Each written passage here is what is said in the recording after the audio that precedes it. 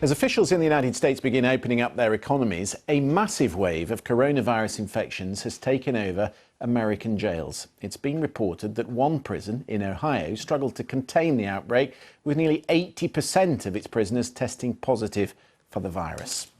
Joining us now to tell us more about this is Marc Howard. He's Professor of Government and Law and the founding director of the Prisons and Justice Initiative at Georgetown University. He's also the founder and president of the non-profit organisation Frederick Douglass Project for Justice. Marc, really good to have you with us. Can you give us a picture, first of all, of what the current conditions are like in prisons and why it's so difficult to contain the virus? Sure, it's good to be with you. The conditions in American prisons are virtually catastrophic. It's a humanitarian disaster. You have no possibility for social distancing. You have overcrowding to an extent that's unimaginable, that makes cruise ships or college dormitories look safe by comparison. And as a result, you have very little soap available. Sanitizer is considered illegal contraband, so there's barely any of that. And you have people who are crowded one upon another. So it's everything that we on the outside are trying to avoid and are recommending that people take certain precautions. They cannot be met in American prisons. So it's ripe for the infections to spread. How much testing is there inside these prisons? Well, what's interesting is there's been, in general, very little testing. And as you probably know, in the United States in general, there's a several-month lag, and it's been very slow in adopting testing even outside. But several prisons in the U.S. did universal testing, and the results were shocking. As you mentioned, 80% in the Marion Correctional Institution in Ohio, which just happened to be the one prison that did universal testing and found 80% were positive.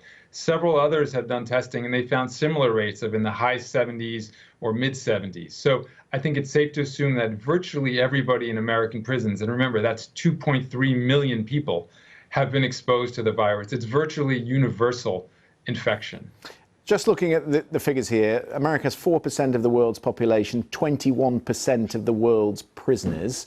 And the elephant in the room, of course, is that they are majority black, aren't they? And I wonder what you think in the current climate. I mean, you've long campaigned for justice reform, but do you think the time is right now to look again at who is sent to prison and what sort of facilities are available in prisons?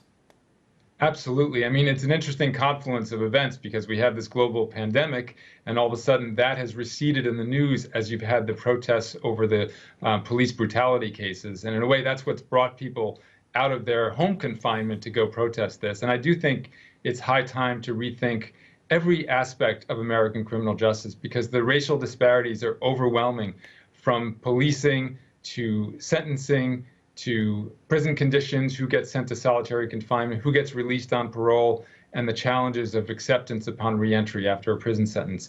There are overwhelming racial disparities.